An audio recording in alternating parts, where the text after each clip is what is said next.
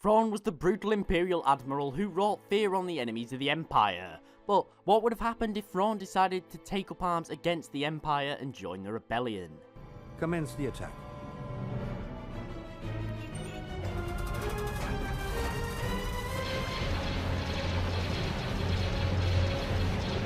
We have incoming fire.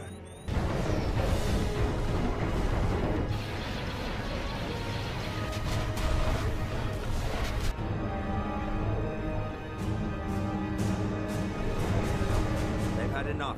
Cease fire.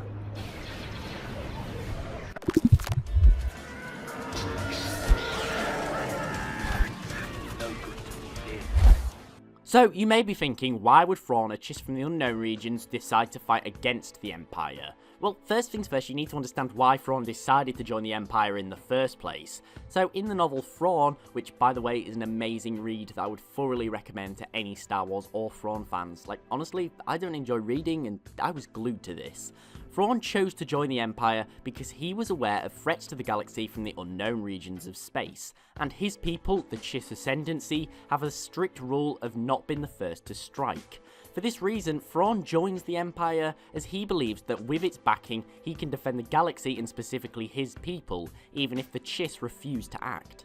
Now, there's many reasons why Thrawn may have a distaste for the Empire. It's an authoritarian regime that carries out all manner of misdeeds and atrocities on its own people, but I'm going to go for the simplest jump, and that's that the Imperials are speciesist.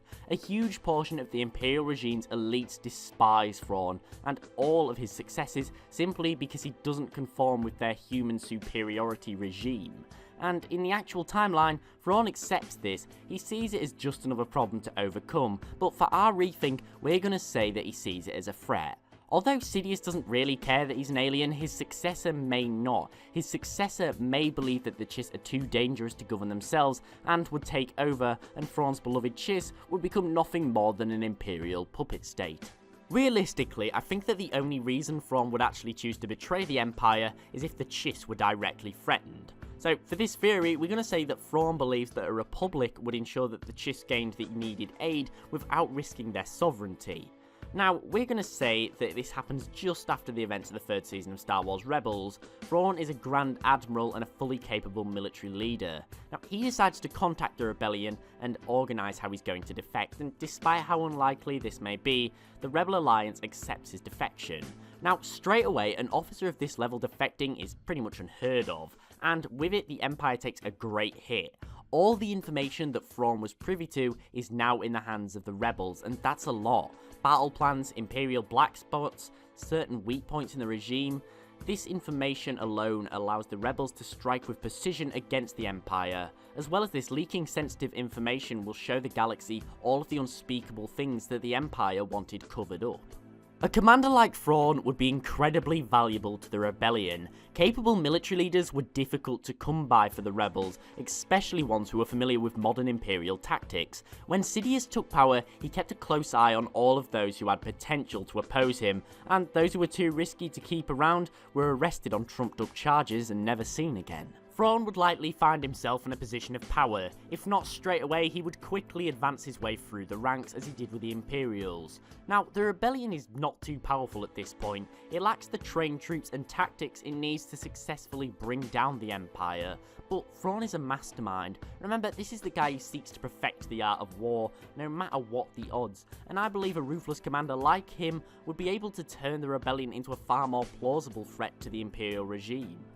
No wonder you're as equipped in spirit to fight as well as you do. War is in your blood. I study the art of war, work to perfect it. But you were forged by it. However, how he'd do this is where it gets interesting. Throughout Thrawn's career, he made a reputation for seeking the most effective option, kind of regardless of the morality of it. Civilian casualties were seen as an acceptable price to pay, and that's the thing. The rebellion under Thrawn's command would be far more effective. Imperials would fall prey to the cunning Chiss commander. However, the rebels themselves would be committing acts that would make them similar to the very evil that they were attempting to destroy. What I mean by this is that the rebels would put defeating the Empire as their main goal as opposed to saving lives. Fear will be used as a weapon, and this is open to scrutiny from the very people the rebels claim to fight for. Now, you may be thinking, well, the rebellion would never allow this to happen. There were too many people who saw civilian deaths and acts of brutality as not acceptable, and you're right. It's very possible and likely that Thrawn's engagement with the rebellion would cause a rift in their ranks. The ones who are willing to go all the way to ensure their victory, regardless of the costs, and see Thrawn's methods as somewhat of a necessary evil. And those who were unwilling to compromise their morals in the name of defeating Sidious's regime. Now, in which direction this would go is quite difficult to say. Thrawn's severe methods would either be enough to put the Empire on the back heel. From here, their victory would be achieved, potentially far quicker than it was in the actual timeline. However, the government that succeeded it, the New Republic, would likely be far more similar to the Empire in many ways, doing whatever it took to maintain power. It would effectively be another authoritarian regime. Granted, this New Republic would be far more accepting than the Empire, with far less speciesism, and it would likely be far less cruel. However, it would be one that preferred force over negotiation. But that's what Thrawn wanted. He wanted a strong force to defend his people against whatever lurked in the unknown void of space. Or the second possibility is that Thrawn's actions mean that the rebellion lost a great deal of its patrons who would not condone such brutal acts.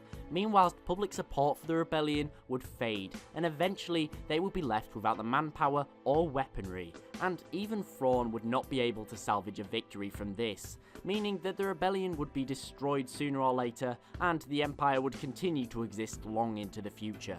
But what do you think that the rebellion with Thrawn's aid would look like, and do you think it would be good or bad for them in the long run? Thanks for watching. If you enjoyed, please like and sub, as it means a great deal and also really helps me. Also, follow me on Twitter @TheLoreGuy for the regular updates. Thanks for watching, and I'll see you next time.